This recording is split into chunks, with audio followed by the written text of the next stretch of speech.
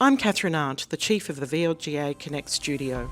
Welcome to today's episode, brought to you by the VLGA, your councillor support network and the national broadcaster on all things local government. Well, hello everyone and welcome to TGU, your weekly panel discussion on all things local government from VLGA Connect, sponsored by Hunt and Hunt Lawyers. It's a pretty sombre edition this week, we have to say. The local government sector has been struck by two tragedies: the passing of a three-time mayor at Maribyrnong, Sarah Carter, and in news just coming through, a councillor at Horsham Rural City Council has passed away as well. We'll have some more details on that for you shortly. Also today, the new model code of conduct out for consultation. A contentious heritage proposal has raised temperatures at Boroondara Council. The status of the CFMEU's Fair Work Commission application has been updated this week.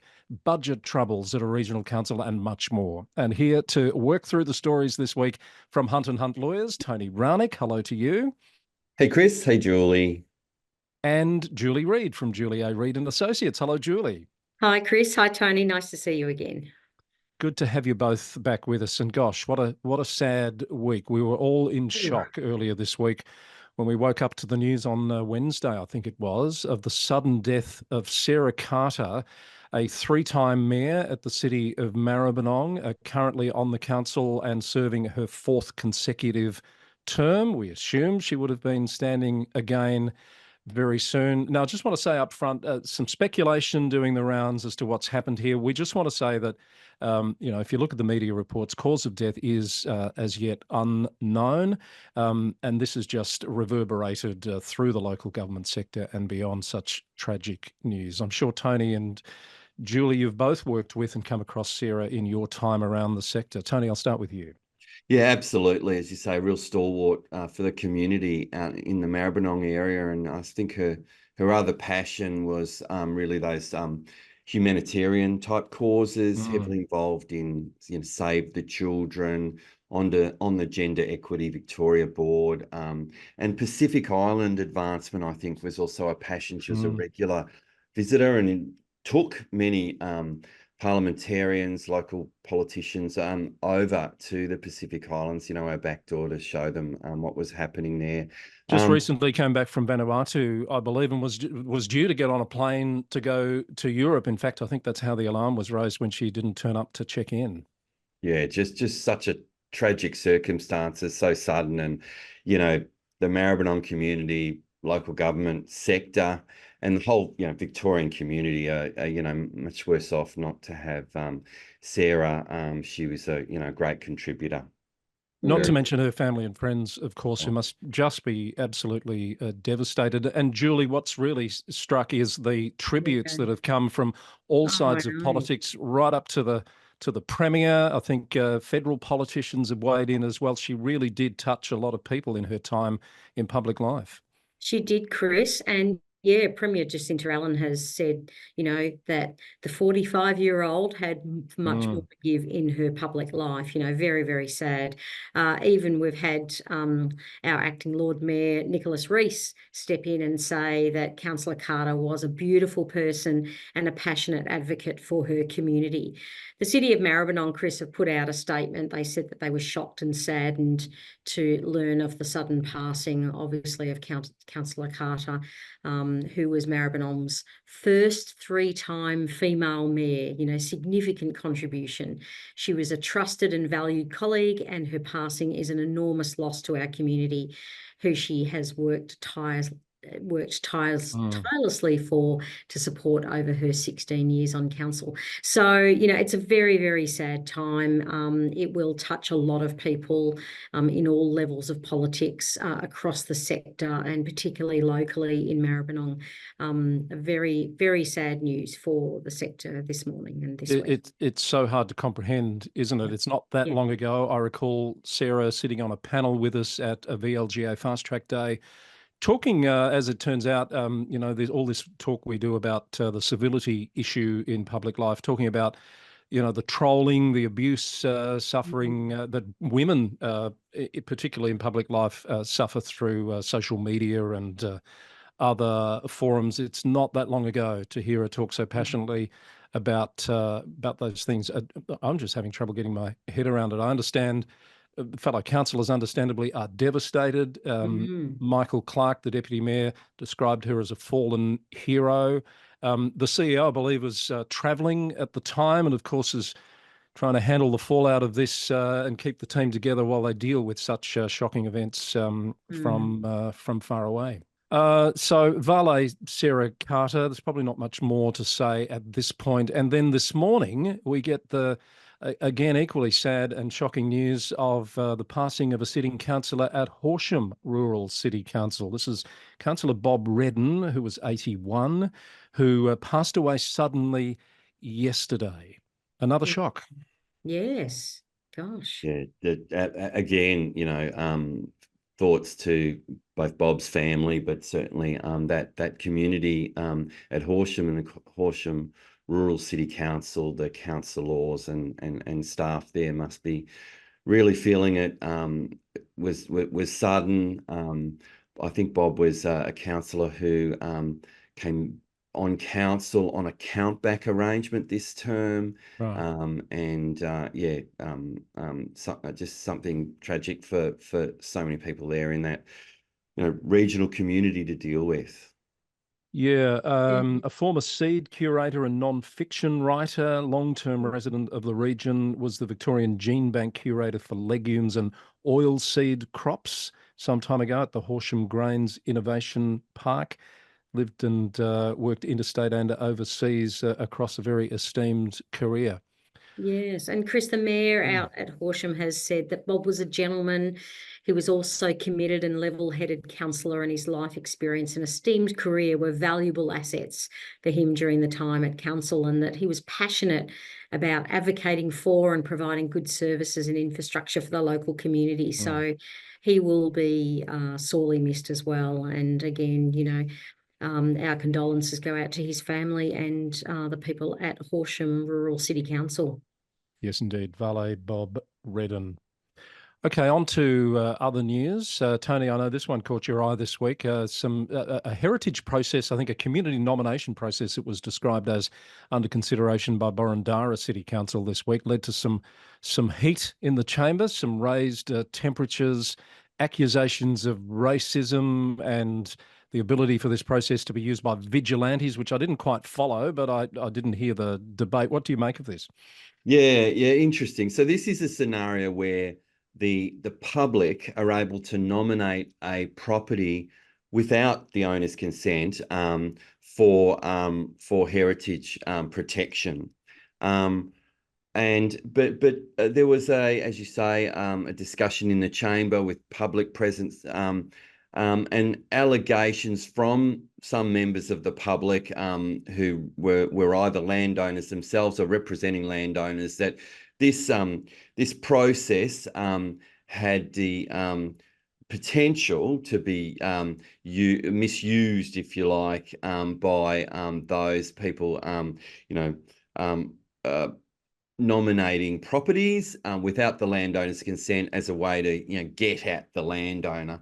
I'm not convinced, and I don't think clearly the council wasn't convinced either, in that the councillors rejected a proposal to put this process on hold pending the outcome of the election. So the process is moving forwards. I think provided that landholders are afforded some natural justice, as in being notified of that council's contemplating, if they are, some heritage protection, and the owners get an opportunity then to put their piece in and their submission, then I think it's a reasonable process. And as Scott Walker, the relevant director there at City of Boroondara, said, council would wholly reject any allegation that there's any racism behind this process, and regardless of whether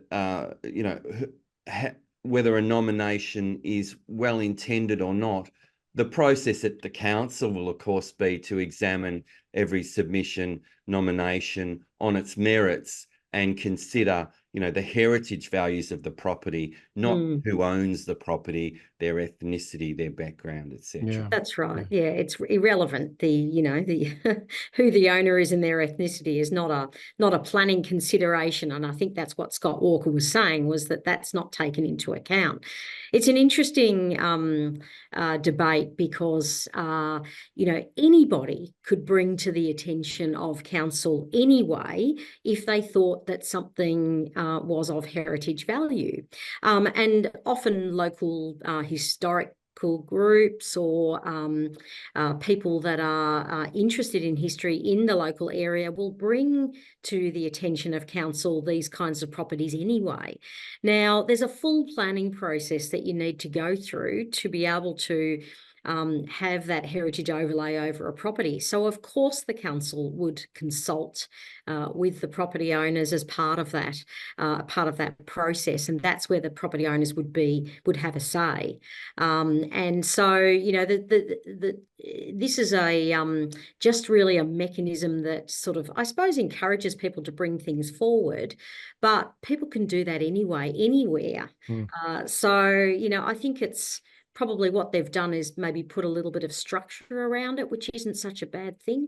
And there still is a huge hurdle that the councils need to jump in justifying whether there is any heritage merit in that particular property. So it is an interesting one, and it's interesting that it's gone to areas where it's not, they're not really relevant considerations in considering, in planning terms. Good to have your planner's perspective on that, Julie. Heritage, such a vexed issue at times, and there's a couple of high-profile cases playing out interstate Very that are in emotional. a similar vein at the moment. Yeah. So that story was in The Age. In the Geelong local media this morning, we've had an update on the status of the CFMEU's case at Fair Work Commission. You'll recall we've talked previously about their attempts to be recognised to represent certain members of the City of Greater Geelong workforce. As recently as last week, it was confirmed to me that the case was still on foot and moving ahead. But as of this morning, we hear the CFMEU has pulled out of that application, having written to the Fair Work Commission to have it scrapped. I think that was first reported in the Herald Sun and repeated this morning in Geelong on local radio. Tony, probably not surprised here. We were wondering how they would have standing given the other issues that are playing out at the moment. Yeah, there's certainly some really significant issues widely reported following, I think, an age investigation and with other media networks in relation to the CFMEU. And as you say, there's a question as to will they be deregistered or not, etc. But I think I'd welcome this outcome. I think would bring further, I think would bring some disruption into the local government sector, and I believe the CEO, Ali Wasty, has come out and welcomed this development as well. So yes, we won't see the CFMEU, it seems, at least in the City of Greater Geelong, seeking to sign up council staff as members. I think the CEO, Ali Wasty, was really, in this point that's been quoted, assuming that this is correct, was really saying that she just wants her team to focus on quality service delivery and infrastructure delivery, and just doesn't want anybody to interfere in the culture of the organisation and getting on with the job in delivering those services to the community. And while she respects her employees' right to representation, she's really committed to achieving positive outcomes for the community. So that's the really important point in all of this, I believe. But she's certainly come out strongly supporting, I suppose, that position that they've ultimately taken. So moving on, we're going to head back out to Horsham, where there's trouble there over the budget process this year. The budget was adopted late. The legislation requires, I think, Tony, a June 30 adoption date or earlier. That's correct. Yes. It was 3 weeks late. The council has said it sought permission for an extension, which was denied by local government Victoria on behalf of the minister. So technically, the adoption of the budget was ultra vires. That has upset some councillors who've made a public statement expressing disappointment in that process, described it as a failure of the leaders. I assume they're referring to the CEO and the mayor in that statement. Lots of local reporting on this. The council says that it had briefed councillors extensively along the way. New financial management system was part of the issue here, I think, in delaying things. It turns out some of those councillors that have expressed concern did not participate in briefing discussions in recent months and therefore would not have been, I assume, fully across those issues. Lots of elements to this, and we don't want to get into the nitty-gritty, but I guess the bottom line here, Julie and Tony, is it's not a good look and it's done some reputational damage to that council. Yeah, well, I think it's an unfortunate scenario that's emerged, and adopting the budget 3 weeks late. 3 weeks isn't a huge long period, as you know, but certainly it's not in compliance with the provision in the Local Government Act. It would be disappointing. The reasons, as you say, provided by the CEO Sunil Bala are in relation to that new finance system being adopted. We understand that Horsham wasn't the only council in the region that was adopting that new finance system, and the other councils did manage to get their budget through under the usual timing.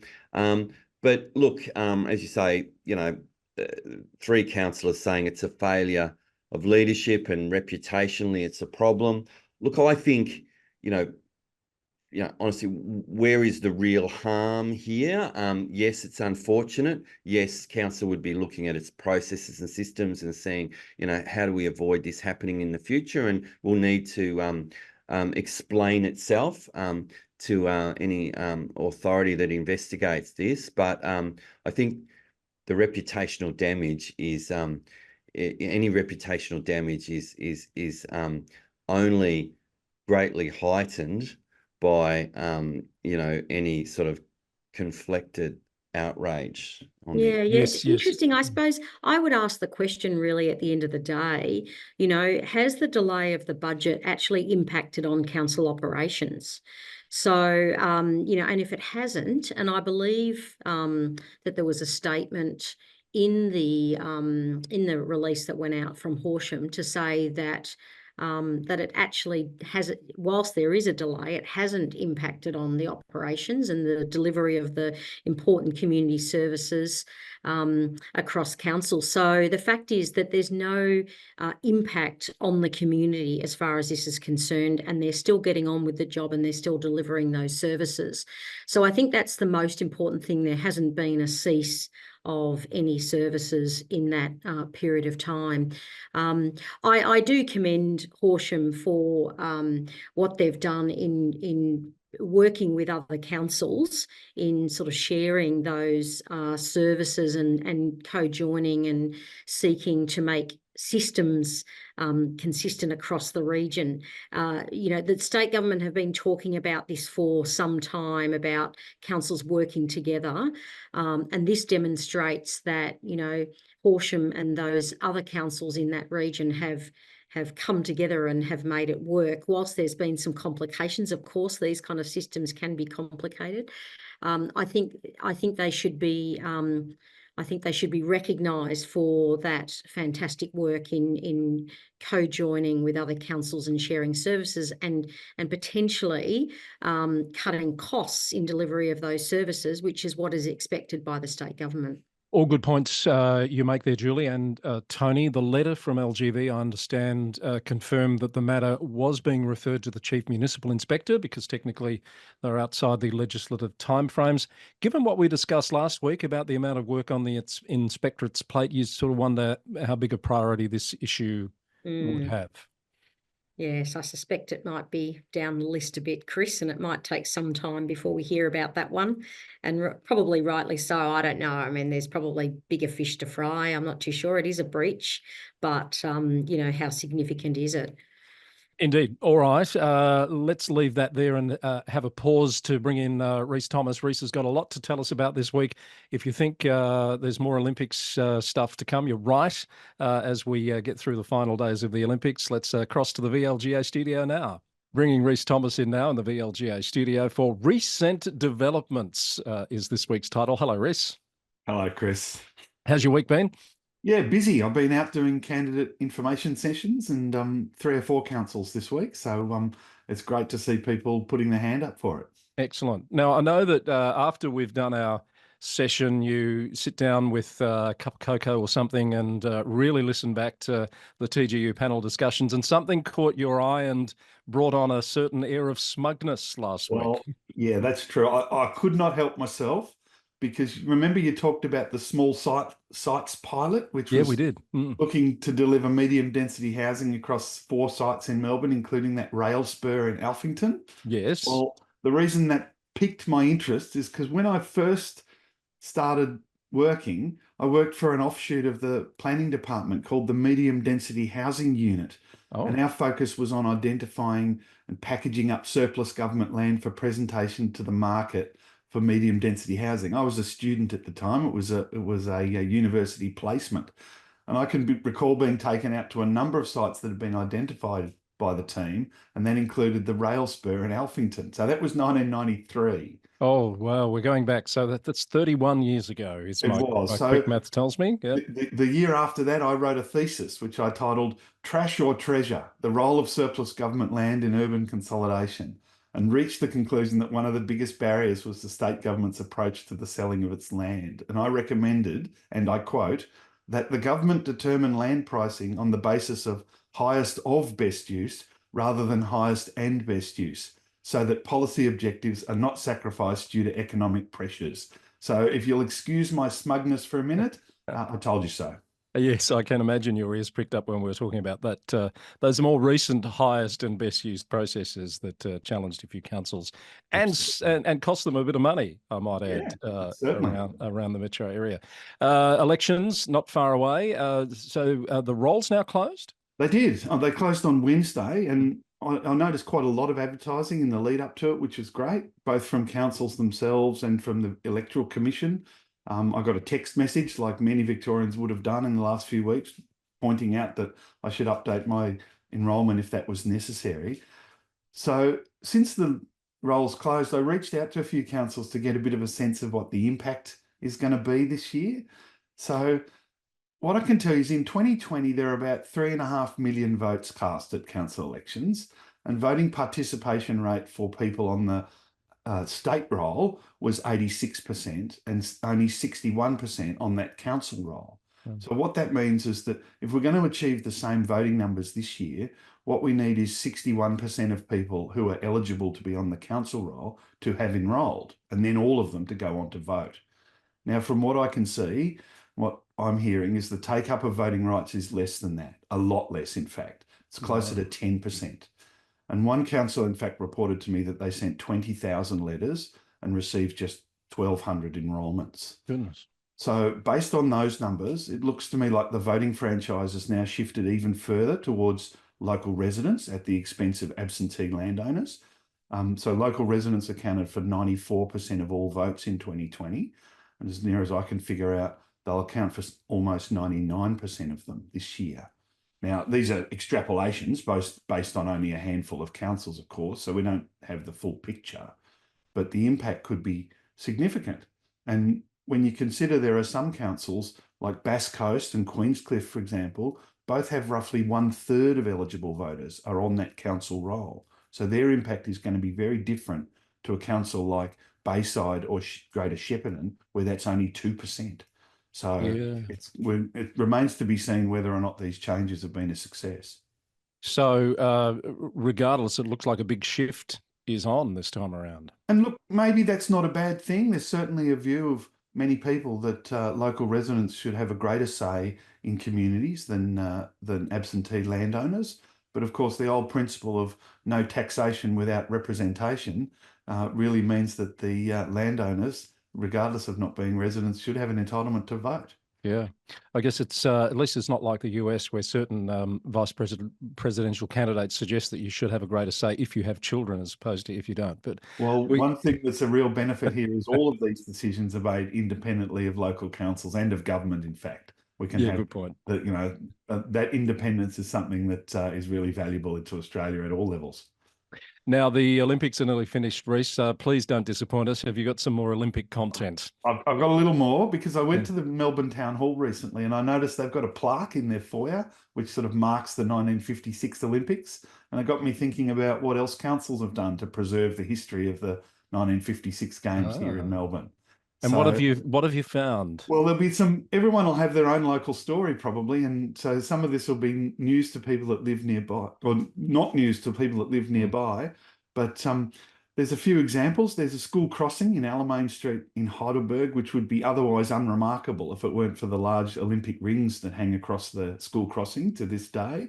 And they were hanging there when the athletes used that crossing to go from their accommodation to the dining hall back in 56. We can thank Daniel for that. There's a plaque on Princess Highway down in Oakley East, which marks the turnaround point for the men's marathon and women's marathon, presumably. And it's roughly, not surprisingly, 21 kilometres from the MCG. So Monash can take credit for that one. So probably not roughly, it's probably exactly, is it? Well, I don't think they ran directly down Princess Highway. But look, there's a pretty spectacular memorial marking the site of the rowing course in Lake Wendouree. So thank you to Ballarat for that. And of course, the Lake Wendouree still has these odd little rectangular pieces cut out of two corners of it to make the course just long enough for the Olympics. Yeah. Now, City of Hume have got a bit of catching up to do because they don't appear to have marked the road cycling course, despite the fact that it runs literally through the car park of their head office in Broadmeadows. So maybe they could spring for a little plaque or something to mark that. Goodness me. Yeah, all right. You're on notice there, Hume. What about, when cities host Olympics, and we're hearing a bit of this happening up in Queensland with Brisbane in 2032, they say the infrastructure that gets put in place, the facilities, they'll be there for decades to come for the communities to enjoy. As we look back at Melbourne 56, is that the case? Well, many of the venues are there, but many of them have been changed significantly, and some of the bigger ones are gone. Of course, the MCG's been completely rebuilt since 1956, twice in fact. The pool disappeared a long time ago. St Kilda Town Hall was nearly lost to fire, and Festival Hall is a completely different beast to what it was in the 50s. Yeah. But look, one venue that has remained was actually nearly lost to Melbourne, and we can thank Melbourne City Council for saving it, because it's hard to imagine, but in the early 1950s, the Melbourne City Council were actually considering a resolution to demolish and sell the exhibition buildings and build a housing development in its place. Really? And I don't call them royal exhibition buildings because they didn't become royal until the 80s, I think. Right. Thankfully, the council did keep that facility and in fact then there was investment in the renovation of it to get ready for the Olympics. And of course, it's now a spectacular landmark in Melbourne. But that's not the only thing we can thank the City of Melbourne for.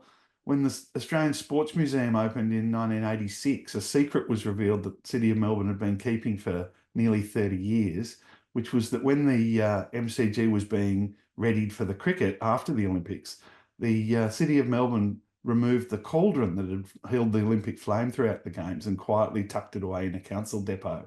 And it sat there unknown for 30 years until the City of Melbourne donated it to the Sports Museum in the mid-80s. So we can thank them for saving that little bit of history.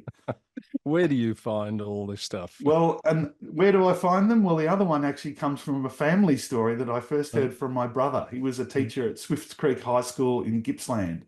Yeah. And there is a little bit of evidence to suggest that this story is true, but let's take it with a grain of salt. Okay. The story goes that a worker from the council depot in Swifts Creek had a side gig in construction and was working on the conversion of the Melbourne Olympic pool to a basketball stadium in the 1980s. And being a resourceful Gippslander, he salvaged the concrete diving blocks and took them back to Swifts Creek and installed them at the swimming pool there. And there certainly are, or were, concrete swimming blocks at that pool that match exactly the ones in the photographs from the 56 Olympics. So if that story's true, then it seems that the East Gippsland Shire Council was the custodian of the diving blocks that were used by Dawn Fraser to win the first of her 8 Olympic medals, and they were probably never aware of it. That's extraordinary. What a great story. Okay, I want to know. I want that confirmed somehow. I wonder whether someone at East Gippsland Shire knows about that. It would be Terrific great. stuff. Terrific stuff, Reece. I think some people were expecting you to talk about the new model code of conduct this week, but you're still going through the detail? Well, I've gone through all the detail, thankfully, and I've sent out a edition of Governance Insight to all our members yesterday. So they will have received that. And they'll have also received the invitation to a meeting of the VLGA's Governance Advisory Network next Friday. So we'll unpack that in some detail and work with all our members to inform the VLGA's submission. But I will hold over a discussion of it till next week because it's a pretty significant thing and I want to give it the time that it deserves. Oh, and the Olympics will be finished, so there'll be no need for Olympic stories, anecdotes. Well, I'm not sure about that because the Paralympics will be underway, Chris. Oh, yes, of course, yes. But look, one highlight of the new proposals for those who haven't yet had a chance to see them is there's going to be a requirement for councils to adopt 2 new policies, a council confidentiality policy and a councillor social media policy. So I've provided some observations in my Governance Insight about the sorts of things that those policies might contain, and I'll talk about those a little bit further for us next week.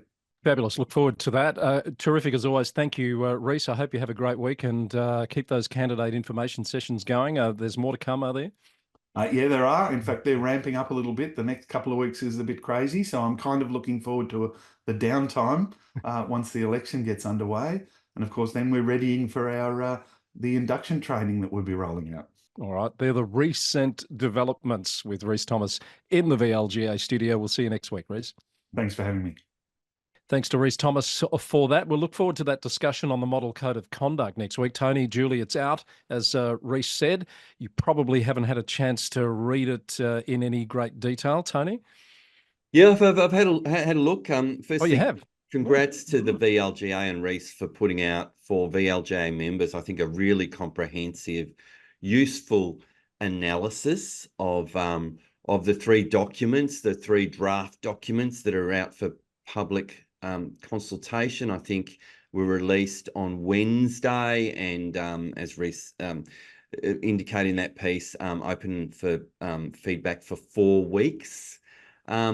But yeah, lots to break down. I think next week will be the time for that. But I think largely, I would say I'd give the government a tick here. I think we're going to see some good changes introduced if these draft documents are largely followed through. Perhaps there could be some improvements as part of this feedback process as well. All right, so Reece is going to give us a lot more detail on that next week, and then we can see what that analysis entails and perhaps discuss further if need be at that time. But as you say, Tony, it's out there for 4 weeks. Yeah, and I think hopefully everybody knows we can get that on the Engage Vic website, Chris. So that's the tool that government use to put out all of their consultations, obviously. So get on there, have a look, and start forming your views, because I'm sure the VLGA and LGV are going to be really keen on council's views around the content of this. Yeah, really important. Very true. All right. Victoria is not the only state going to council elections in the next few months. In fact, next month, New South Wales goes to election. Nominations have opened this week and until next week. So no shortage of stories to cover on the Local Government News Roundup coming out of New South Wales at the moment, with mayors losing pre-selection from their parties and other mayors saying that they won't be standing again for re-election. Of course, we always take that with a grain of salt until the close of nominations, which will be next week. Tony and Julie, can I just jump across the border for one story based on New South Wales, where Federation councillors have been debating a change to a policy in the chamber, and they've ultimately kick this one down the road to the new council coming in after September. But what this is about is a proposal to stop reimbursing councillors for the consumption of alcohol when they're out travelling and attending events, and councillors are at odds over this. Tony, your thoughts? Where do you sit on this? One councillor says the ratepayers shouldn't be paying for councillors' alcoholic drinks at functions, and others say it's fair and reasonable. Yeah, I'm pretty sympathetic to that view. Given that there are councillors who don't drink, and so therefore they're considerably less expense to the community. I come from a family that we made our own wine, and there was always wine on the table at dinner time. But I actually think that maybe that's a choice of the individual councillor to consume, and I'm not sure that the community necessarily should, particularly in at times like we're in at the moment, where there's a cost of living crisis. Should the community have to pick up that tab? I think it's a reasonable discussion for the incoming council at Federation Council, which sort of just Corowa, Howlong, just over the border there. Yeah. And I actually think, Chris, that there are a lot of policies already across local government where they've banned, the alcohol consumption and the reimbursement of alcohol consumption. I think that's not unusual. I think that this has been considered in the past, and it is a very sort of sensitive issue with the community. So it would be interesting to hear from our listeners as to whether you already have a policy of that nature that has been in place for a while. I suspect there are already a few of those. Certainly a lot, if not almost all, have removed alcohol consumption from, pre-council dinner meetings, briefings, etc., for very good reasons. This issue of when they're out and about, perhaps attending functions, speaking to groups on behalf of council, etc., where they have to pay for their alcohol might be a slightly different element. But we'll see what that council does with it after elections in September. Another change that's raised some eyebrows is up in Brisbane, where, and we talked about this being proposed, I think, a little while back. New meeting rules have now come in under the LNP administration to make the meetings more family friendly. What they've done here, Tony and Julie, is limit the ability to bring notices of motion and imposed speaking limits of 10 minutes on the Lord Mayor and the Leader of the Opposition. And some of the opposition councillors think this is about stifling the democratic process. But it's interesting, isn't it, Chris, that they're talking about this being family friendly because they're wanting also to end their meetings by 6 p.m. Yes. So they're wanting them to be shorter, sharper meetings, finishing earlier, and they're using the terminology of family friendly. Some people might argue that that's, the notices of motion and the 10-minute speaking is not necessarily, how is that family friendly? But if it's shorter meetings and finishing earlier, maybe that is family friendly. So it's an interesting description. I like the idea of having family friendly council meetings and, opening up that opportunity for people who do have young families and don't want to be there all night until all hours of the morning, etc. It impacts on their lives. So I like the idea of the family-friendly meetings, but I'm not too sure whether that reflects exactly, or description is exactly family-friendly. What do we think about this 10-minute speaking limit? And I guess the substance or the cumulative effect of this is shorter meetings and therefore more family-friendly arrangements. But 10 minutes is a fair bit of time to speak to an issue, isn't it? If you can't summarise and get the key points out in a 10-minute presentation, I think you're being verbose, and let's face it, we've all sat through meetings where we've thought, come on, councillors, come on, councillor, you're just repeating things. You're speaking where there's not a need. That happens on occasions at council, and I think having a provision, as many councils do, that say the meeting's not to extend for beyond a certain length of time without a resolution, or in this case, there's an evening conclusion time of 6 p.m. I think these are good ways to expedite and be efficient with that oughtn't affect the quality of local democracy. I get that. I get that the minority group, the group that aren't in power here will say, hey, limiting notices of motion in any way, that's our tool that we, regardless of whether we've got the numbers on the floor of the chamber, it's our way of bringing attention to something because we only need a mover and a seconder. But I think the overall thrust of this, it's not just about the council, it's about council staff who often have to attend these meetings till late in the evening. They miss out on family opportunities to be with family. And similarly, we often spoken on this show about wanting to attract candidates to council who have that life experience, who are parents, who are carers of older relatives, younger relatives, etc., who might have business commitments in the evening, etc. And I think that this overall, I think this is a good move. I kind of like these meeting rules. Yeah, actually, it's interesting that you talk about the 10 minutes, Tony, because when I looked at it, I thought, gee, that's not very long. But then when you think about it, that is a long period of time to make a statement about something. You can get across a lot in 10 minutes. So I think you've changed my view on that one. I think that is, it might even be too long. Well, I think you've both combined done about 10 minutes on that issue. So that's right. We were verbose there. Yeah. It's probably time to move on. No, I'm only jesting. I'm sure it was less than that.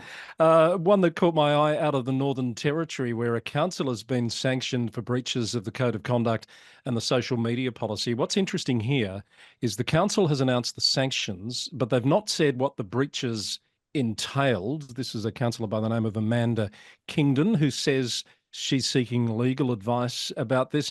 Tony, the sanctions I thought were interesting. One of them was that she's required to go through her social media accounts and remove any reference to being a councillor and remove any reference to the council, which in this case is Catherine Town Council. Yeah, yep. I saw that. Some, I think, quite severe sanctions.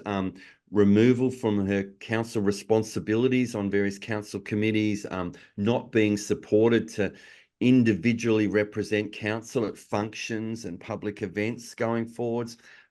Look, I think I don't doubt that the councillor in question is aware of what are the substance of the complaints that have led to these sanctions, but the community, I think, deserves to know. We are commenting on this in a vacuum, not knowing if these are deserved sanctions or over the top, because we don't know what's been complained of, what's the conduct on social media that councillor. That's right. And that's the good thing about having the arbiters reports here in Victoria, because it's all transparent, it's all published, everybody can see exactly what's happened. So yeah, it does seem a bit behind the times. Right. I went looking for her social media. I found a Facebook profile which has been locked down now and is private, not public. It still refers to her as an elected town official. When I saw that a few days ago, that may have changed, but as the NT News reported a couple of days ago, the councillor is seeking legal advice and plans to take this further if she can. She's going to continue the fight, I think was the expression that she used. All right, before we wrap up, I know we've got a big Taylor Swift fan amongst us, and I'm looking at you, Julie Reid. You've probably missed your chance here to go to a town in Germany called Gelsenkirchen, because I know you're heading to Europe before too long. I think later this year, aren't you? Oh no, it's the US. So. Oh, the US, right? Okay, so it's not Europe anyway. So forget that. But anyway, this German town of Gelsenkirchen renamed itself for a few days while Taylor Swift was in town to do her concerts. And what they've done, which I think is really neat, is they've produced all these temporary signs, which they've now auctioned off for charity, and they've raised quite a bit of money. It's amazing, Chris. It's so entrepreneurial of the city, and the signs, the street signs are actually very, very good, good quality, and they've now become this hot ticket on the Swifties agenda. They are wanting to buy them. the council, I think, has had the highest offer of about $3,000. I think Euros, 3,000 euros. Yeah, sorry, yeah. for one of these signs, and I think they've got 20 of them, so that they've scattered around the city. But anyway, it'd be great. We must put a picture up on the link for today to show what they look like. But the great thing is that they're raising that money to help the Centre for Girls, a food bank for children, and a shelter for women in Gelsenkirchen. So, you know, fantastic. They are raising that money for a really, really good cause and having fun at the same time, and getting blown away by the interest from all the Swifties in getting hold of one of these unique signs. 1,400 bids from not just Germany but abroad. So were you in that that bidding war, Julie? Oh no, I wish I knew about it. It just sounds like fantastic. Yeah, Tony might have pipped you. Tony probably got it. I think one of the signs went for 5,000 Australian or 3,000 euros. So Yeah. but I'm just thinking, I know there's range. viewers in you know, the city of Adelaide, and that, you know, why don't you call it City of Barnsley for a week or so? Yeah, that's famous right. son of Adelaide.